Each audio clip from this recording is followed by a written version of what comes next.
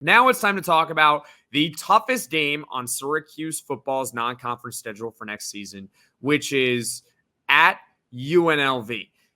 UNLV made a bowl game last season for the first time since 2013. That was under first-year head coach Barry Odom. They do have a quarterback battle for next season between two transfers, Matthew Sluka and Haj Malik Williams, two solid quarterbacks at the FCS level. But there is a battle going on there, so it'll be very interesting to see how that shakes out. And who knows who is going to be the starter by the time Syracuse plays at UNLV. UNLV also has a potential All-American wide receiver returning. That is Ricky White.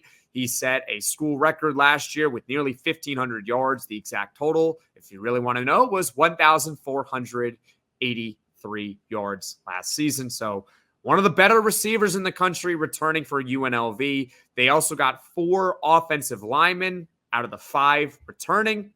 And they have 7 returning starters on defense. So what you really need to know is that this is a squad that, aside from its quarterback battle, have a lot of players returning from a team that made a bowl game last season. Obviously, their head coach, Barry Odom, was in his first year. Now he's got a year of experience under his belt, so you got to figure that he's going to be a little bit better. And, hey, leading a team to a bowl game for the first time in 10 years is already a pretty good start to your coaching tenure.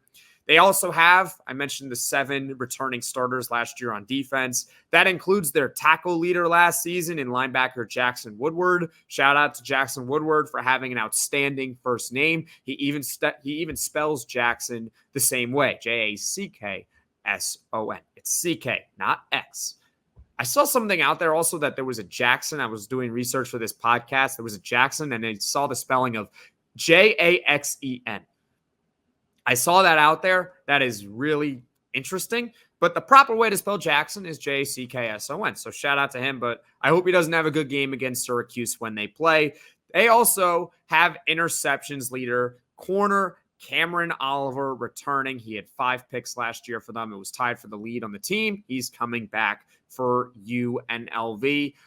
Another reason why UNLV is definitely the toughest game for Syracuse on the schedule. I mentioned they have a ton of returning starters. They got a quarterback battle, but they also have a coach who led this team to a bowl game for the first time in 10 years last year. This is a true road game. Syracuse football, not good in true road games recently. Not good at all. In the last 5 years for Syracuse football, last 5 seasons, Syracuse is 7-19 in true road games. 7-19. That is a win percentage of 27%. Even Jeff McNeil has a higher on base than Syracuse football's win percentage in that span. Jeff McNeil, the worst player in the history of baseball, now that the shift has been banned. Yes, I'm a Mets fan too, and I guess this is the podcast where I just mentioned all the teams that I root for. I root for the New York Jets, who suck, and the Miami Heat. So there's that for you. I'm split between New York and Florida.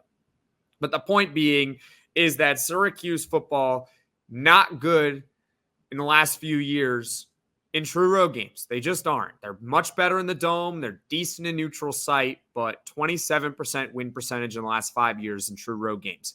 UNLV, with all that being said, the fact that they were a bowl team last season for the first time in 10 years under a first-year head coach, the fact that they have an All-American receiver returning, their offensive line from last year for the most part is returning, 7 returning starters on defense. This is a team that it's a toss-up.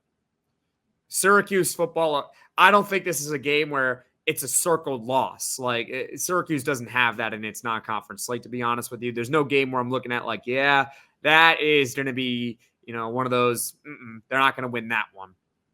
But UNLV is probably the toughest challenge for Syracuse football in its non-conference schedule next season. That being said, I do think that Syracuse can win it. I think when that line comes out, it's going to be pretty close, probably within a field goal. Going to be an interesting game for sure. Don't know who the quarterback is going to be yet, which is, I guess, the only caveat to it. So we'll see. But I think at UNLV is the toughest game in Syracuse football's non-conference slate. Leave a comment below. what you think Syracuse football's toughest non-conference game is. I think it's UNLV. If you disagree or agree, leave a comment below.